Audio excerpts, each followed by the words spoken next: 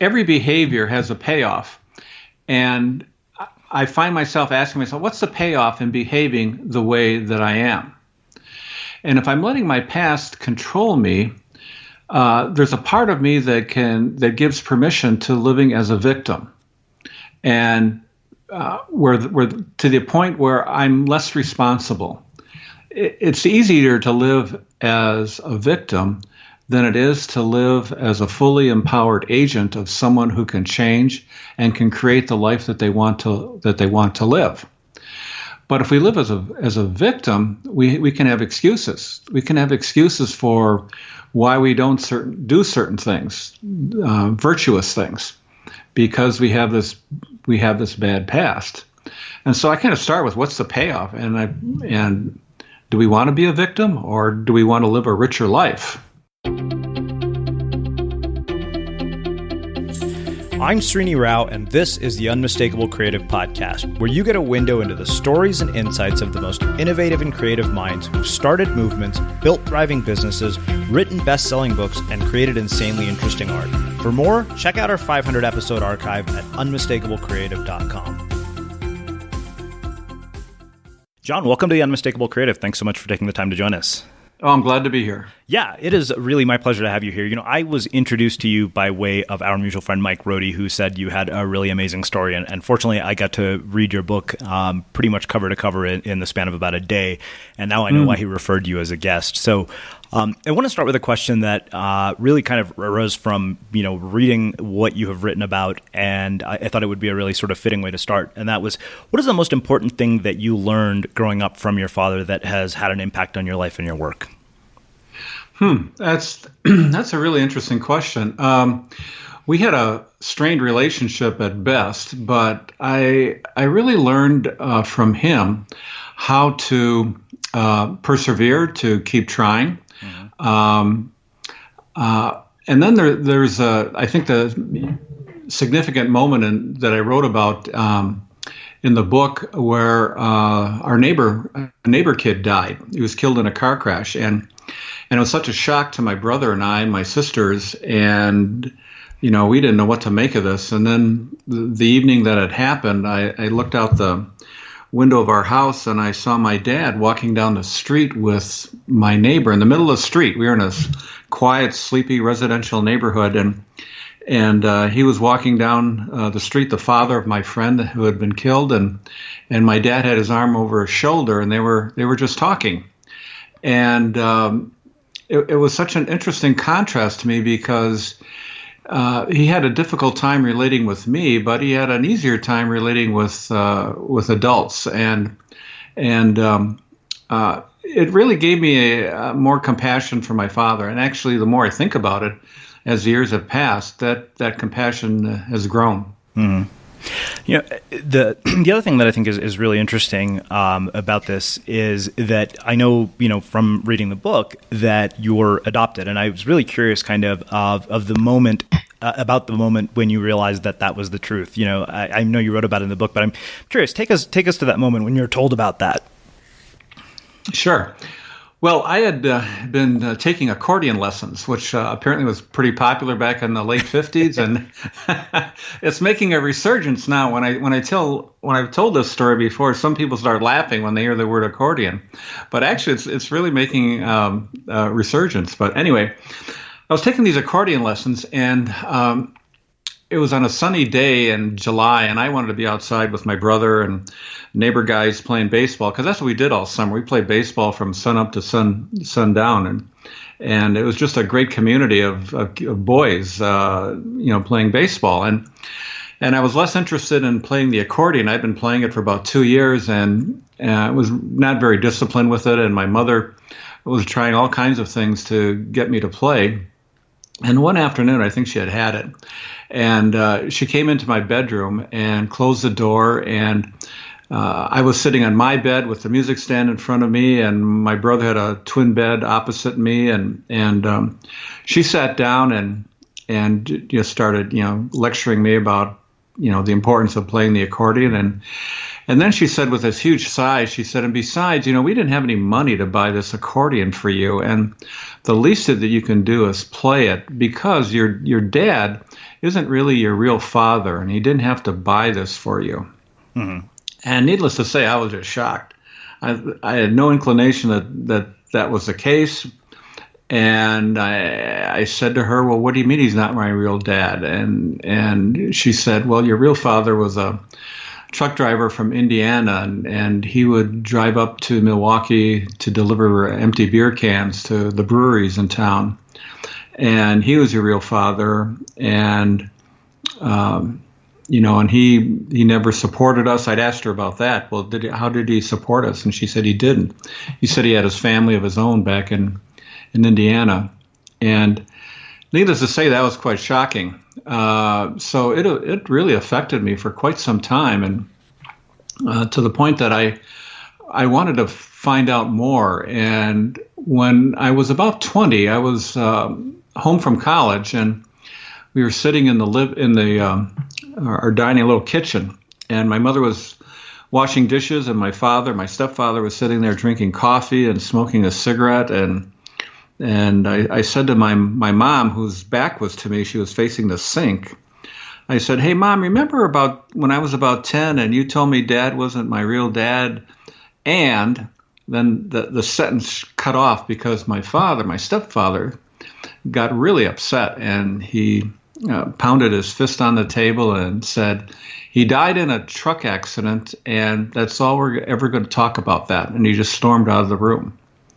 I go, ooh, it's not safe to talk about this subject. So I lived with that for a while, and then actually for about 20 years. And a friend of mine, an older man, he was actually about my father's age, we became friends through our church, and he was doing some genealogical research, and there's a genealogical society in Milwaukee, and he told me he was going to be joining and going down to the meetings to learn how to do the genealogy of his family.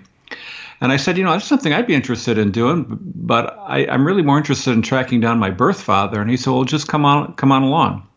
So I did. And so for a couple of months, he and I would go down to the Milwaukee Public Library every Monday night and attend these meetings. And I learned how to do some genealogical research. But it bothered me for quite some time, because the theme that kept running through my head and my heart is, well, I never should have been born. Mm-hmm. But tracking my birth father down in that whole process really was quite energizing, and it was actually I kind of enjoyed it more than I think I should have. But it was just quite energizing, and I ended up eventually finding him. Uh-huh. So I remember very distinctly reading that part of you saying that you thought you shouldn't have been born, and I'm curious. When we have debilitating narratives like that in our lives, how do we let go of them? And how did you let go of this one? Well, that took a long time. I think searching for him was really helpful, and then bringing some friends into the picture too. I write about a particular couple who my wife Janet and I would get together occasionally to talk about just life in general, and they knew that I was searching for my birth father, and they would ask me, how it's going. And I remember the first time we started talking about it, we were at a restaurant, and I just started crying. It was so shocking to me that I was crying about this, but it was just so impactful on me, and it was depressing. My birthdays were always just kind of depressing kinds of things. And as I was searching for my birth father, they became even more so. Mm-hmm. Well, one day we were going out, and I said, I don't want to talk about this because I want to enjoy our friends. I want to enjoy the evening. I don't want to be talking about something that's depressing. Well, we got to the restaurant, and I dropped my wife off, and they had gotten a table in the corner of the restaurant. And when I walked in, it was quite dark, and on my chair they had tied a balloon, and the helium-filled balloon, and it said, "It's a congratulations, it's a boy." And they had a card that you would give a parent announcing the birth of a child. And they said, it's a boy, and congratulations, and we're just so glad you were born.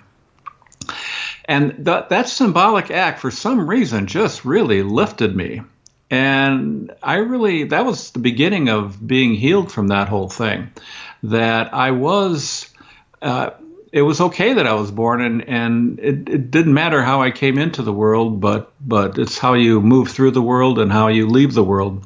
That's the most important thing. So that was, and then just my faith journey with God. There's a passage in the Bible. It's in the Gospel of John that talks about how we are God's child, and not so much the decision of a man or a woman, but it was really God's decision that I be here on earth. And that just, my illegitimate birth just happened to be the means that he chose to bring me here. So, and that's okay. That's okay. It's interesting because as I was going through that section of the book, I couldn't help but think about all the sort of weird things that we, deal with when it comes to parenthood. Like children and their parents always have, some sort of part of their relationship that is far from perfect. Like who really lives the perfect Carol Brady or Leave It to Beaver life? Nobody's parents are really like that. And I think the thing that's really interesting, I think, about your situation is that you've resolved whatever this tension is with your parents. And I'm curious about two things. One, how we resolve whatever issues, we have as adults, that might have been the result of our childhood that, are a byproduct of our relationship with our parents. And then two, how has, the experience of how you were raised impacted the way that you have raised your own children? Okay. Well, boy, that's really good questions, Ernie. The first thing I remember quite distinctly when I was in college, coming home to Milwaukee and riding into town on a Greyhound bus, sitting in the back.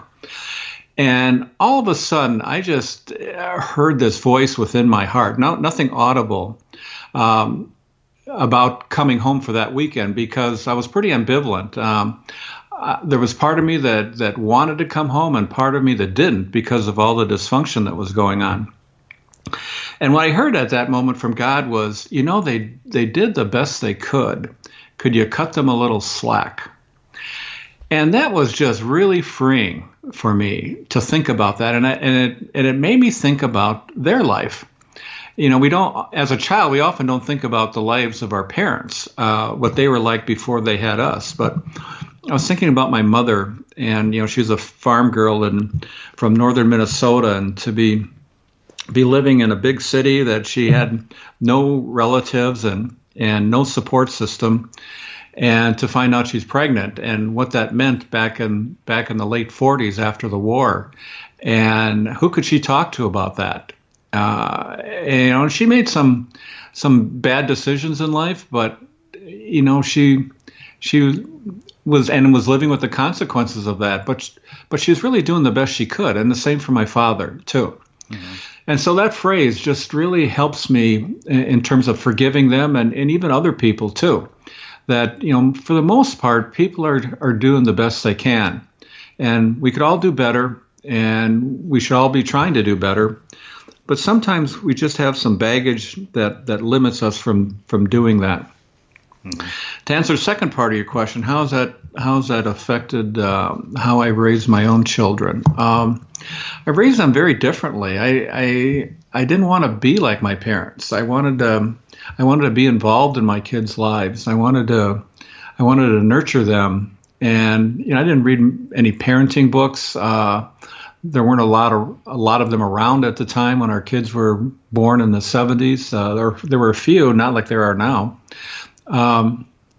But that experience growing up with my own family, I really wanted to have a closer relationship. And one expression I heard from Dr. Laura, she used to have a radio program on, I don't know if she's still on, Laura Schlesinger.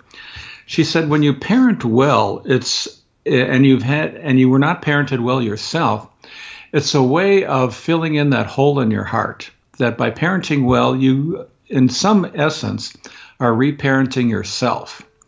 And I found that to be true. I found the more that that I could be a good father, the less impact not having a good father had on me. Mm-hmm. So, why do you think certain people respond the way you did and others would basically carry that pattern forward?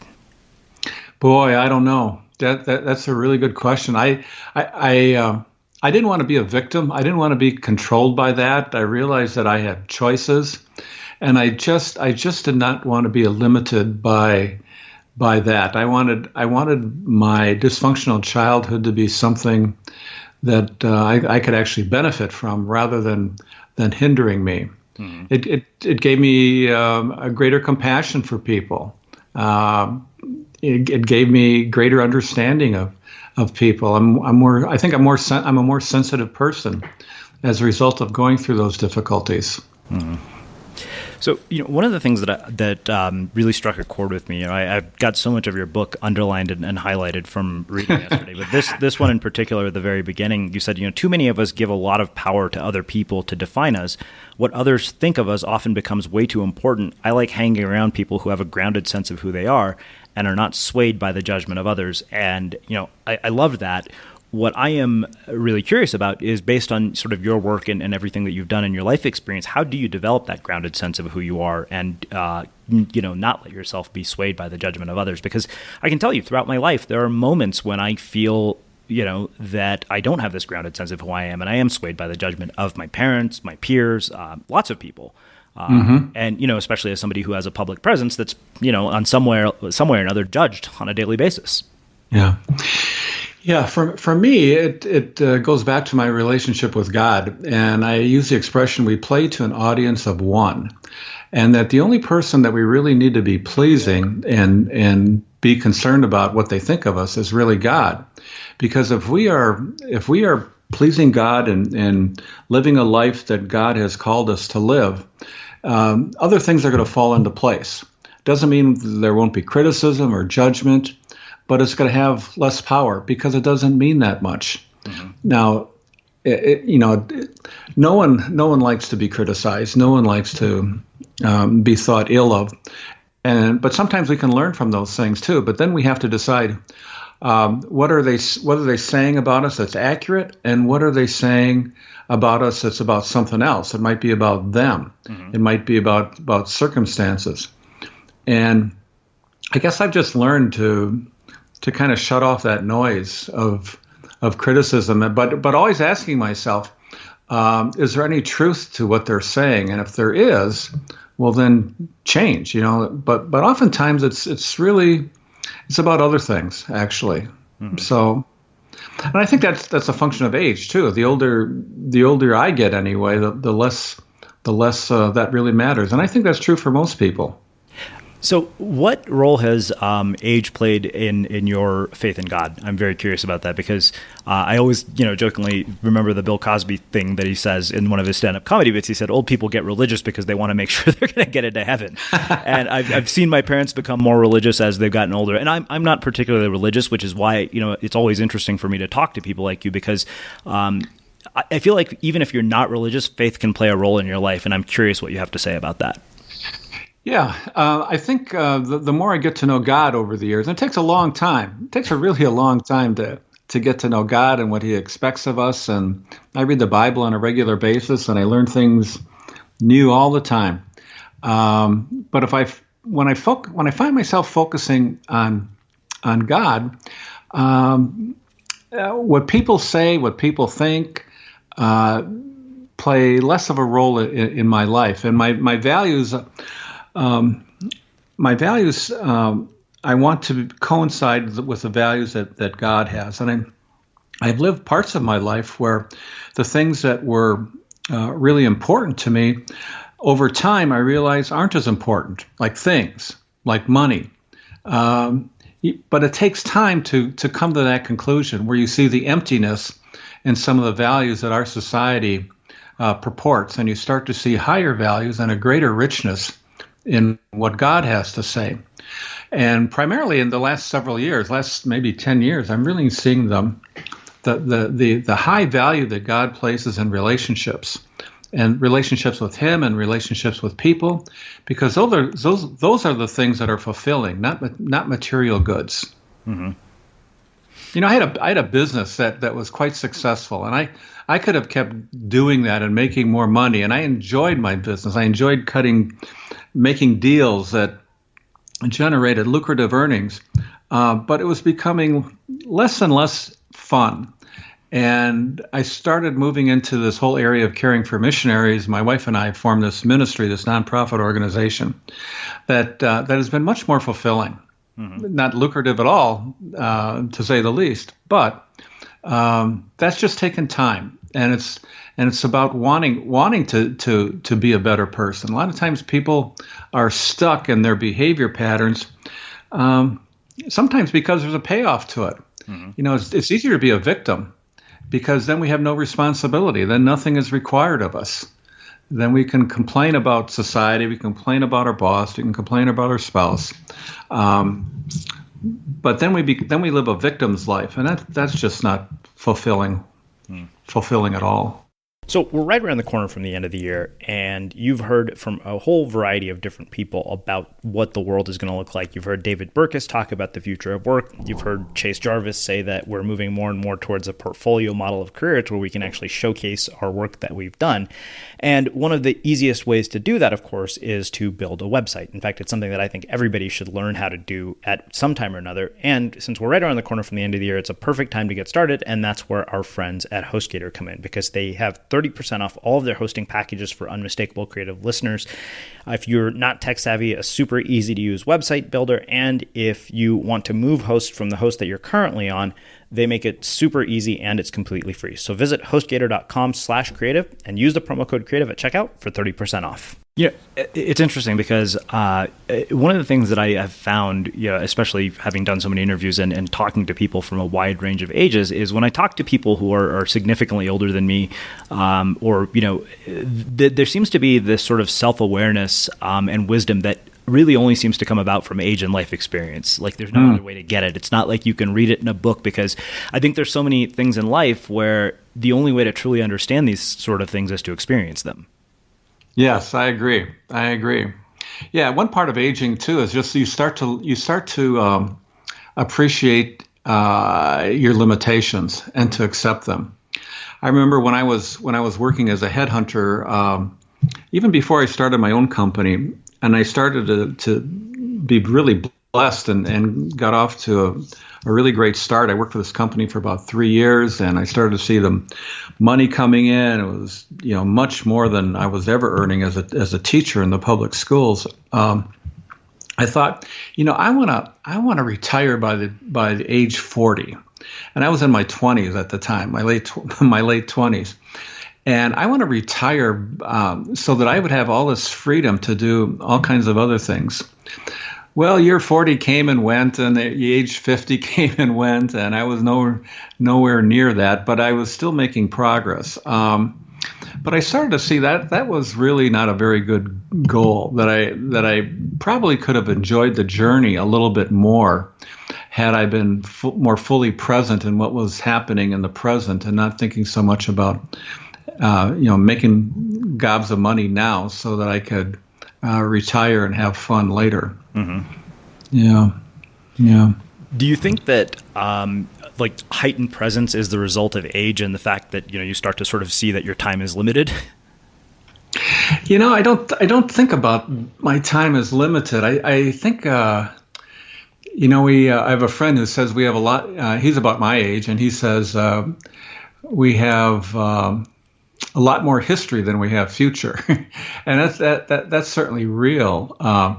But I just want to make best use of the time that I have left. I mean, I've got a lot of emotional energy and psychic energy, not as much physical energy as I used to, but I just want to take advantage of all that life has to offer. Mm-hmm. There's just so much neat things that a person can do with their life. And I don't want to waste any more time. I just don't want to waste it. So I don't know about you, but vacuuming is not one of those things that I ever look forward to doing. But as you know, your environment has a huge impact on your creativity. So I still like it to be clean wherever I'm living and working. But now it doesn't have to be something that you deal with. If you're like me and you grew up in the 80s, you probably fantasized about the day when cleaning your house would be like it was for the Jetsons, meaning you don't have to lift a finger. Well, the good news is that we're already kind of living in that future. And the easiest way to make sure your floors are clean every day is with the iRobot Roomba Robot Vacuum. It cleans up after itself. The Clean Base automatic dirt disposal takes convenience to a new level, automatically empties its own bin into an allergen lock bag that holds 60 days of debris and traps 99% of pollen, mold, and dust mites, so you can forget about vacuuming for months at a time. Let the Roomba clean for you instead. It learns your home, finds dirt, and empties itself on its own. It's got powerful cleaning performance made effortless. Remember, if it's not from iRobot, it's not a Roomba. To learn more, go to irobot.com/unmistakable. It's interesting. It reminds me of a story. I remember I was sitting in a coffee shop. I was having probably one of the worst, summers of my life. And there's this guy who would walk in. He walked into the shop, and everybody would ask him, "How's it going?" And every single time they asked him, he would say, "It's the best day of my life." And so I finally went up to him and I asked him. I said, and I know I wrote this as a piece on Medium. I said, I had to meet you because I want to know why today is the best day of your life. And his explanation, the simplicity, but the beauty of it blew my mind. He said, look at it this way. Because there's a certain point in your life where you realize that there's less in front of you than there is behind you, which, goes to reinforce your idea that there's more history than future. And he said, so if, there's less in front of me than there is behind me, then every day going forward is the best day of my life. Oh, that's great. Great. Yeah, I love that. That's great. Mm-hmm. So tell me about the moment that you met your birth father for the first time, because I know you wrote about it in the book and I knew I had to ask you about it. Yeah. Okay. It was the worst afternoon, or the most awkward afternoon of my life. Not the worst afternoon, but just the most awkward. Well, in the process of searching for my birth father, I came in contact with a half-sister that actually she found me. And she found me, and we got to be friends, actually. And she lived just 20 miles from where our son and daughter were going away to college. And so one weekend I took an extra day off, and Jan and I went down and met her and her significant other, and we really formed an immediate bond. And we were able to spend an afternoon with her, and she was explaining all about our father and what he was like. She showed me pictures. She gave me a whole big description of our family history from my birth father's side of it. And we stayed in contact for a couple of years. And then one day she called me or sent me an email and said that she was going to be arranging a family reunion, and she was bringing Dad up from Florida he was living in Florida at the time. And she said, I'd like you to come, and I'd like you to meet your other half-brothers and sisters. And she said, we're going to have it on a Sunday afternoon, and I'm not telling Dad about it until he gets off the airplane. And because if I were to tell him now, he may not come. And even after I tell him that we're going to have this reunion, he may get on the plane and go right back home. So they were driving down to Indianapolis to pick him up. Well, he did agree to come, and we got there in the afternoon, and I met my other half brothers and sisters from him. And it was very cordial, very nice people. And we were sitting in the living room, and all of a sudden he rings the doorbell. He walks in, and he, as I mentioned in the book, he looked like the next door neighbor who had just come over to borrow a snake to clean out his drain. And he was talking with everybody like he knew everybody so intimately. And when in fact I found out some of his children he hadn't talked to in 30, 40 years. And he walked past me and just said, hi. And that's all he said. And so what do you say in a situation like that? Well, I'm pretty much of an introvert, so I didn't say anything to him. I had no trouble talking to everybody else. But I just kind of watched him. And he's a very gregarious man, very sociable. But I don't think he had a clue as to why people were there or the damage that he had done in the lives of his children. It was just very awkward. but I'm glad I did it. I'm glad I did it. I would have always wondered if I hadn't gone to see him. It actually takes me to a part of the book, another place that I underlined that I know I wanted to ask you about this. You said it's sad to see some people controlled by their past, where they try to make up for deficiencies from an earlier time by how they live in the present, thinking it will change the past. I know that I have tendencies to do that. I can tell you for sure there are moments in my life where I'm doing exactly that, and just reading that made me more aware of it. I'm curious how you change it. Well, I think every behavior has a payoff, and I find myself asking myself, what's the payoff in behaving the way that I am? And if I'm letting my past control me, there's a part of me that gives permission to living as a victim, and where to the point where I'm less responsible. It's easier to live as a victim than it is to live as a fully empowered agent of someone who can change and can create the life that they want to live. But if we live as a victim, we can have excuses. We can have excuses for why we don't do certain things, virtuous things, because we have this bad past. And so I kind of start with, what's the payoff? And do we want to be a victim, or do we want to live a richer life? And I for one want to live a richer life, and I just don't want to be controlled by my past. And so I don't want to give it the power. And a lot of times we give the dysfunction in our life a great deal of power, and oftentimes we give power to people that don't even want it.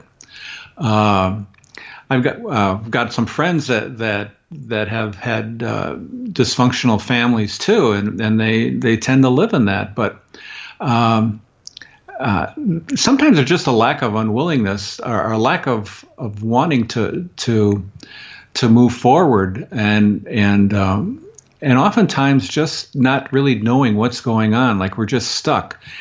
And when we're stuck, it's really helpful to talk to someone that can help us get unstuck. And that's what counselors do. Mm-hmm. Counselors can point that out to us. A lot of times we can't really see that in ourselves. For a long time, I sure couldn't. But oftentimes it takes a fresh set of eyes to tell us what's going on. And then once we see what's going on, we think, oh my gosh, I don't want to live like that. And I can make some changes. It's not as hard as we think. Mm-hmm. But sometimes we just go in circles like a hamster on a wheel. That we need someone that can point out to us what's really going on and give us a perspective and make some observations that can be really helpful to us. Mm-hmm. Yeah, I think that makes a perfect setup to talk about a few of the things that really caught my attention as well. I mean, you talked about three emotions in particular, I think, that really kind of piqued my interest, and of course I highlighted tons of all of this: anger, forgiveness, and reconciliation. And this is one of those passages that stood out to me. We don't like talking about our fears, but somehow in talking about them, we come to realize they're irrational. Many times we confuse what's possible with what is probable. So many of our fears are based on what is possible, while we ignore its probability. And it's interesting because you also mentioned sort of the anger that you had towards your parents because of the fact that you couldn't verbalize so much of what you were feeling. And, I think the interesting thing is that anger is one of those emotions that we try to suppress a lot. And I'm just curious kind of, how do you deal with anger? Like what do you tell people who are managing anger? Well, I start by telling them anger is really a surface emotion. And it really clouds and hides one of three other emotions. One would be fear. Like I'm angry, I'm really fearful, but it comes out as anger. And men, that's a common response in men, that we don't do fear very well, but we do anger pretty well. We've got that down. If we're afraid of something, we have a hard time admitting that we're afraid, but it comes out as anger. Another emotion that it could be is just sadness. We're really sad about something, and it comes out as anger because we don't do sadness very well. We don't recognize it often times. And the third possibility is that we're just demanding it. We're too demanding of life. Our expectations are just way too high, or we have unmet expectations that may have been reasonable expectations, but they're just unmet. and so they come out as anger. The way I deal with it, and I try to help people, is a great verse in the Bible on anger. The best anger management advice I can give anyone, it's in the book of Psalms, where the psalmist says, in your anger, and I like how it starts, is in your anger. It's just making the basic assumption that from time to time we're all going to be angry. But he says, in your anger, sit on your bed and think about it. And then that's followed by this instruction. The Psalms are actually songs that were obviously meant to be sung. And there's a choral instruction that comes right after that. It's a Greek phrase called Selah, S-E-L-A-H, which really means to pause. And so here the psalmist is saying, stop and sit on your bed and think about it, and then think about it some more. Pause and think about it again. And what that's speaking to me is that think about, well, where is this anger coming from? And so I look at anger is coming from, what am I afraid of? What am I sad about? Or what am I just demanding too much or just having unmet expectations? Mm-hmm. And I found that to be very helpful, both in thinking about my own anger and in working with angry people. Whenever I see an angry person, I think they're afraid of something. Mm-hmm. I have a theory about children that I picked up from my grandkids, and I think most misbehavior in children is because they're afraid, and they get angry when they're afraid, or they misbehave when they're afraid. I've seen many examples of that with our own grandkids. I write about a few of them in the book. But it's a difficult thing to admit that we're afraid. But psychologists have said that if we boil all the negative emotions down to one, it's basically we're afraid. We're all afraid of something. Mm-hmm. So that's what works for me. So, I know you also talked extensively about forgiveness and reconciliation. So I really want to talk about both of those things because as I was reading that, I couldn't help but think, wow, all the things that we're unwilling to forgive people for are basically baggage that we carry with us. And the moment we can let it go, we effectively create space in our lives for something else. So I'm curious, kind of, when you are, betrayed or, deeply hurt by somebody, ranging from a broken heart to, a business partnership to whatever it might be. I mean, there's every range of emotions possible where, somebody has done something that might require you to forgive them. When you're, feeling the depth of that kind of pain, how do you find it in you to forgive them? Well, I think it starts with, if I am going to forgive them, what am I going to forgive them for? And I think there's a step that a lot of people miss. They may not be self-aware enough to know the pain that they're experiencing and what that means. And what is it that if I'm going to forgive somebody, what am I going to forgive them for? And naming it. Mm-hmm. That's part of reconciliation, which I'll come to in a minute. So giving it a name. I'm forgiving them because I suffered loss as a result of what they did to me. I've lost my job. I've lost credibility with my family. I've lost status in the community. I've lost all of that if I'm fired unjustly, let's say. Mm-hmm. So naming it would be the first thing. The second thing is to look at it in terms of what the Bible talks about forgiveness is refusing to make the other person pay. Where, I have got some rights and I'm entitled to, I'm justified in my anger because I truly was harmed in this particular way, and it shouldn't have been that way. And logically, I would be entitled to some kind of recourse or compensation, but I'm not going to exercise that right because I just want to let it go. Forgiveness is just letting it go and refusing to make the other party pay who has harmed us. Mm-hmm. So that's forgiveness. It's relinquishing our rights to have the other person pay for the injustice that they have committed at our hands. And that's a very freeing thing because as you said, if we don't do that, we just carry that around for a long, long time. Mm-hmm. And it's baggage that it's just too heavy, just too cumbersome. Mm-hmm. Reconciliation, however, by the way, I should say too, it's not forgetting what happened. It's not forgetting at all. And just because someone has harmed us and we've forgiven them doesn't mean we invite them over for Thanksgiving. We can still be wary and untrusting of people who engage in untrustworthy behaviors, but we can still forgive them. We just need to avoid them. With reconciliation, that starts with forgiveness, and it does not depend on the response of anybody. You can forgive someone, and it doesn't involve anybody else. They may not even know how they've harmed you. But with reconciliation, there has to be a discussion with the person that's harmed us, where we share what they have done to harm us, how that has impacted us, and what that means. And if it's in a relational issue, any part that we may have played to contribute to the problem, and making sure that the other person recognizes that as best we can. We want them to know the harm that they've caused. And to reconcile with them, we want a recognition on their part. We're asking for a recognition and admission on their part that they indeed have sinned against us, but we'll commit to not doing that again. Mm-hmm. And if that happens, we can reconcile.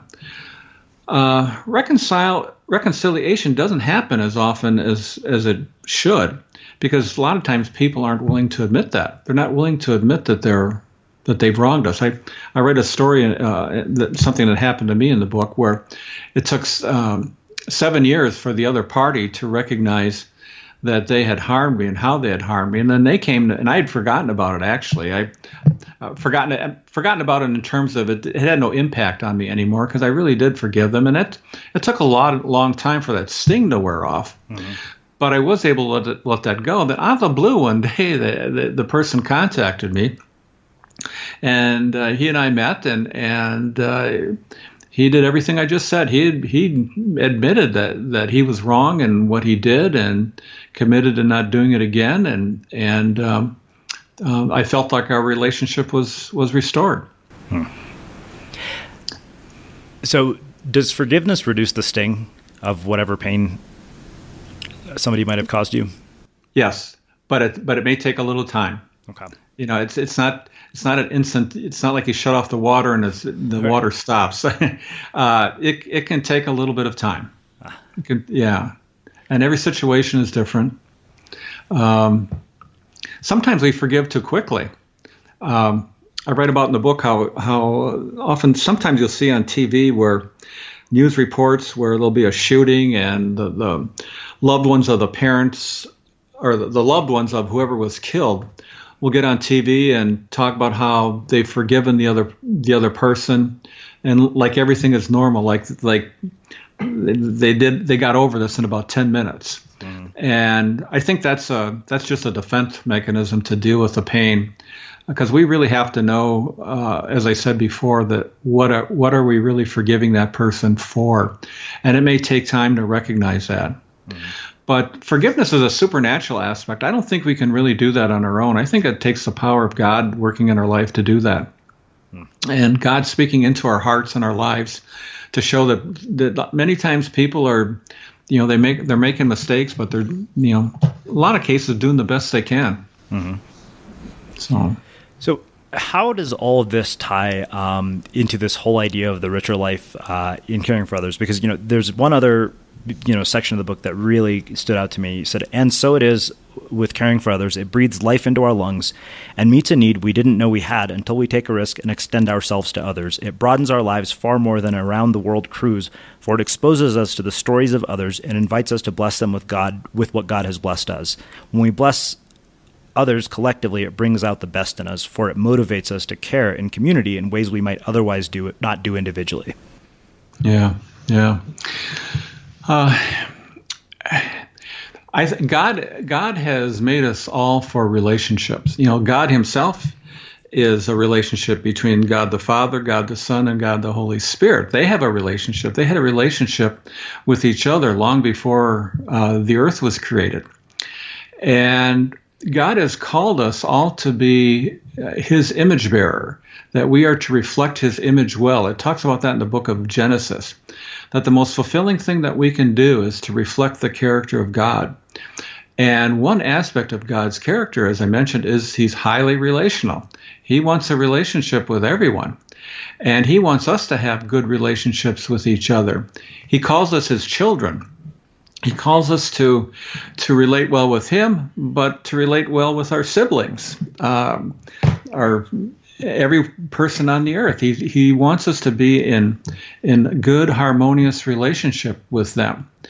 And the extent that we have these good, harmonious relationships, the more fulfilling life is. It's richer. We hear stories of people that are encouraging to us, that are stimulating. We meet people like you who I didn't know anything about up until a month ago when our friend Mike told me about you. Our lives are just so enriched. I remember one time I was my wife and I were going to a conference in Michigan, and we had to. I'm here in Milwaukee, and I still had my business, and had to got home from work on a Friday at about 5, and we quick packed the car and headed south to Chicago to go around Lake Michigan to get to I think it was Gull Lake, Michigan. And it was a rather stressful drive. Driving through Chicago on a Friday night during rush hour was never fun. It was bumper-to-bumper traffic. And we get to this conference ground in Gull Lake, Michigan, and I discovered that I had left half our clothes at home. And I thought, I got to wear the same clothes all weekend, and what are people going to think? And I just really crabby, really ornery. And that was on a Friday night. Then Saturday morning, we wake up and still feeling the same way, and we were having breakfast in this cafeteria, and we'd gotten our food, and I put it on my tray, and I walked to the farthest corner of the cafeteria because I really didn't want to talk to anybody. I was just feeling so crabby and ornery. Well, in doing so, I look up, and here's this older man walking toward us with this tray of food, and I go, oh no, he's going to come and sit and talk to us, and I'm going to have to talk back and be cordial. And I thought, I don't want to do this.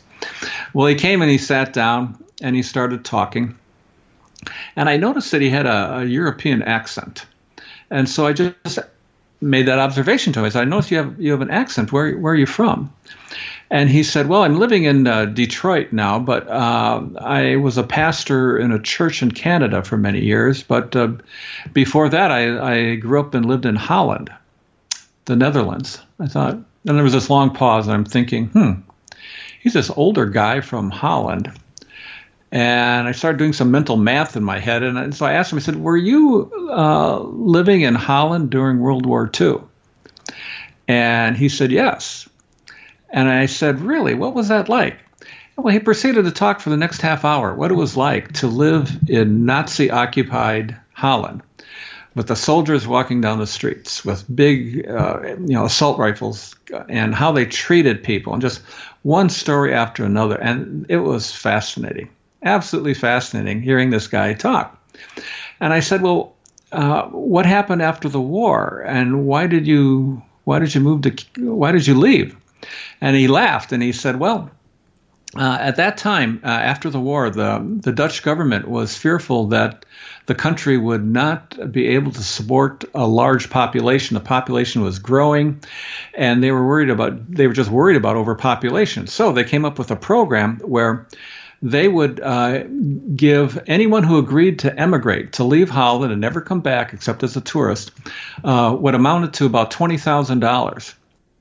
Well, I was 19 years old, and I was looking for adventure, and I thought, hey, that's a great deal. And so I moved to Canada. Well, then I said, well, why did you move to Canada? Why not the U.S.? And he said, well, I was kind of watching when we were liberated by the Allied forces. I was kind of watching the American soldiers and the British soldiers and the Canadian soldiers. And the Canadian soldiers were so much nicer than the American soldiers or the British soldiers. I thought, that's the kind of country I want to live in. So I ended up moving to Canada.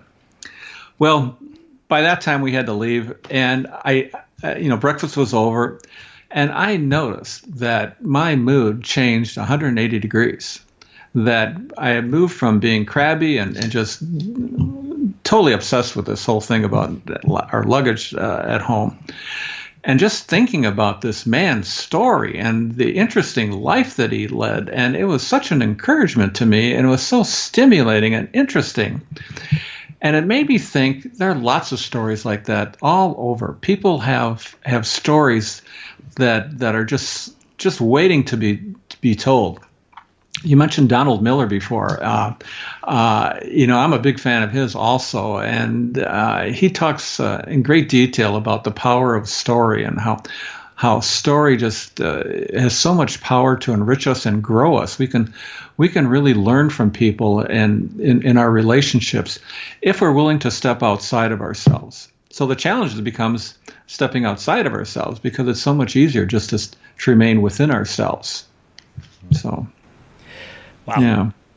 Well, I can see now why Mike referred you to us as a guest, because this has been just absolutely fantastic. So I have one last question, which is how we finish all our interviews at the Unmistakable Creative. What do you think it is that makes somebody or something unmistakable? Well, I think it goes back to what I said earlier, that God has created all of us on purpose for a purpose. That happens to be a slogan of a developmentally disabled residential treatment facility about 50 miles from here. It's called Shepherd's. It was started by a church back in the 50s, and it's to house developmentally disabled people that can't function alone in society. And one of their vice presidents was actually one of our board members, and he just happened to mention that's their motto, that everyone is created on purpose for a purpose.